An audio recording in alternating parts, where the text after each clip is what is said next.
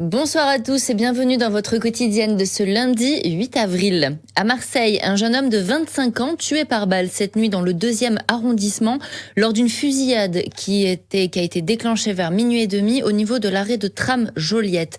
D'après les forces de l'ordre, 14 impacts de balles ont été relevés sur le corps de la victime.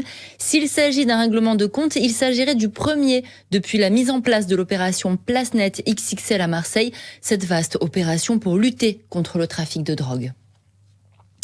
Avis de tempête sur les étangs de Lavalduc et de Langrenier à Fos-sur-Mer, où le projet de ferme photovoltaïque flottante et d'usine d'hydrogène décarboné, Ivance, a déclenché une vive opposition. Le maire René Raymondy dénonce une récupération politicienne alors que les opposants avancent des arguments écologiques et de protection de la population. Les précisions de Rémi Reponti.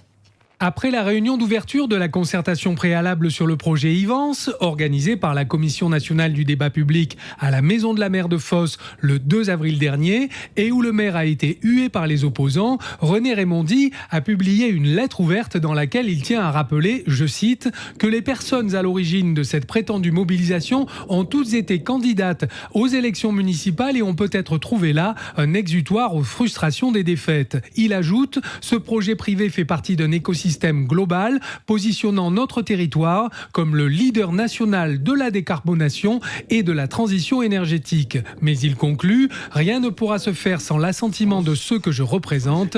Nous allons réfléchir à la suite à donner à ce projet. Que se passera-t-il lors du conseil municipal de Fos-sur-Mer ce soir, alors qu'une motion contre le projet Ivance devrait être présentée par l'élu d'opposition Philippe Morizot, arguant, je cite, « Le rôle du conseil municipal est de défendre les intérêts des phocéens. Or, s'il était mis en place, ce projet irait à l'encontre de ses intérêts sur de trop nombreux plans. Pas évident, dans une ville déjà saturée d'industrie, de créer un nouveau site industriel en dehors de la zone industrielle ou portuaire, même s'il se prétend vert. » Direction Miramas, ce dimanche, démolition des bâtiments E5 et F6 du Mercure.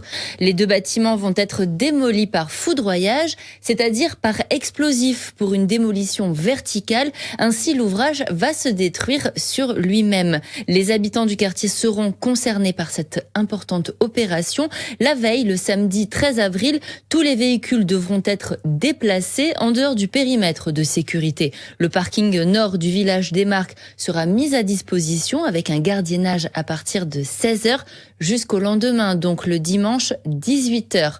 Pour rappel, le foncier libéré par la démolition de ces deux bâtiments servira à reconstruire une cinquantaine de logements de 2 à 3 étages en accession privée. À Martigues, dans le quartier de Lille, la prud'homie de pêche se refait une beauté. Elle accueillera bientôt des logements sociaux tout en conservant sa vocation de communauté des pêcheurs professionnels. Les explications de Rémi Reponti.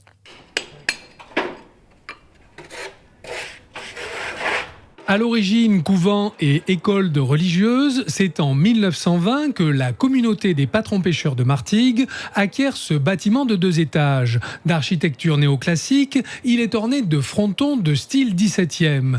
Les pêcheurs y ont habité et travaillé, mais avec les temps modernes et la baisse des effectifs de pêcheurs à Martigues, la criée aux poissons ferme et seul reste le tribunal de pêche au rez-de-chaussée aujourd'hui. On est arrivé à un point de non-retour, quoi. Le bâtiment n'ayant plus d'entretien, comme tous les bâtiments qui ne sont pas entretenus, ils partaient en ruine. Donc il fallait à tout prix trouver une solution. Et on a réussi à passer un accord avec une société de réhabilitation, la Solia, pour en faire 7 logements sociaux. La région, le département, la ville de Martigues et la Fondation Abbé Pierre ont aussi participé au projet. La pêche reste propriétaire du bâtiment, mais la gestion revient à la Solia des logements. Ça nous enlève une très grosse épine du pied. Oui. On n'avait pas les moyens d'entretenir un bâtiment comme ça. Le bâtiment était quand même au patrimoine départemental, donc il fallait le reconstruire à l'identique. Donc on retombe dans sa vocation première, formation et logement. Mais maintenant, c'est plus une école, c'est une formation de pêcheurs. Au rez-de-chaussée, c'est un tribunal de pêche, c'est la vocation de la prud'homie.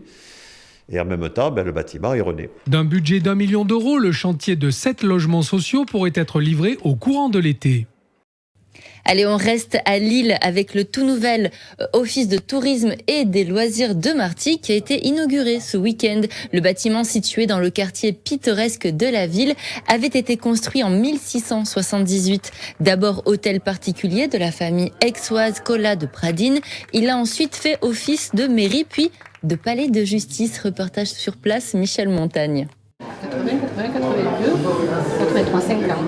Marie-Jo Piquer est émue. Ce bâtiment désormais restauré et à l'intérieur flambant neuf, elle l'a très bien connu en tant qu'hôtel de ville. Oui, j'ai travaillé ici de 1978 à 1983, l'année où nous avons déménagé. Je travaillais dans le bureau juste à côté, au cabinet du maire. Donc la tante de mon mari, c'était les concierges, donc là où il y a les toilettes maintenant, c'était les concierges. Voilà, donc c'est tout un tas de souvenirs qui remontent. En tout cas, les touristes, quand ils vont arriver ici... Ils vont être subjugués, je pensais.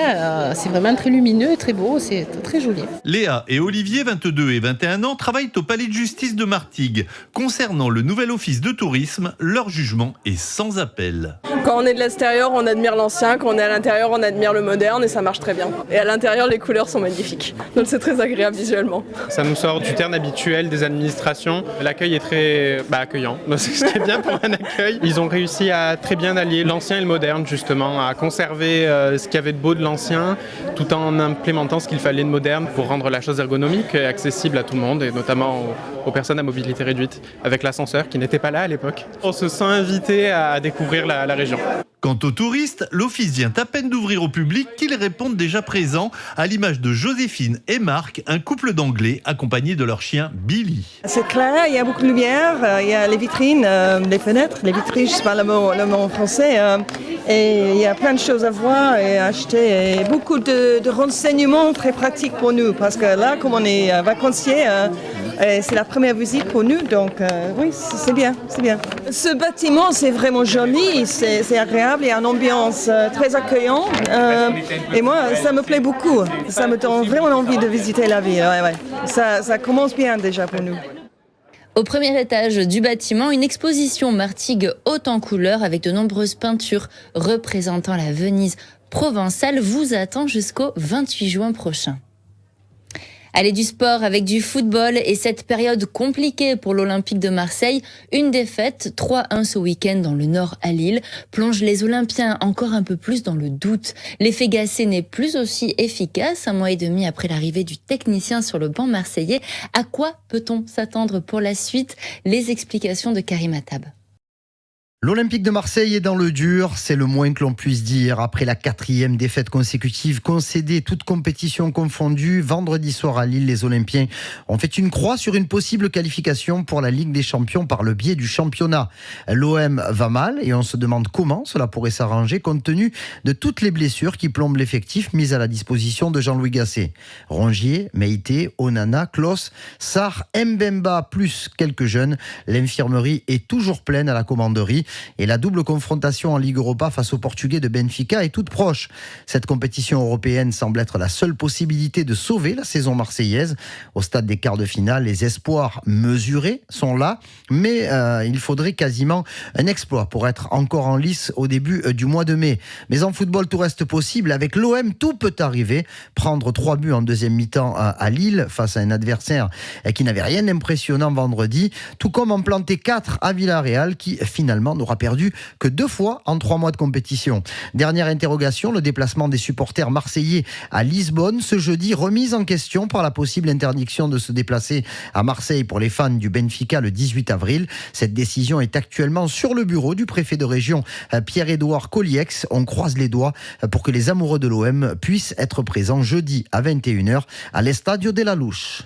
La première confrontation Benfica-OM, c'est ce jeudi à 21h et c'est aussi, bien sûr, en direct sur Maritima. Le FCM doit réussir à conserver sa place. Vendredi dernier, les 100 et or se sont imposés face à Villefranche et sont devenus dauphins de national. Ménior est 3e avec le même nombre de points. Il va falloir donc batailler pour conserver la place. Greg Poirier, l'entraîneur de Martigues, répondait au micro de Joey Temple vendredi soir après la victoire. Je pense qu'il y avait plusieurs enjeux, c'est forcément vous rapprocher de la fin. On a ce mérite de pouvoir jouer la montée, c'est juste incroyable et de se rapprocher de la fin, on sait que les enjeux mathématiques sont tellement importants. Après une victoire et une seconde place, c'est toujours favorable. Après, il faut rester calme, il faut rester dans la gestion des émotions.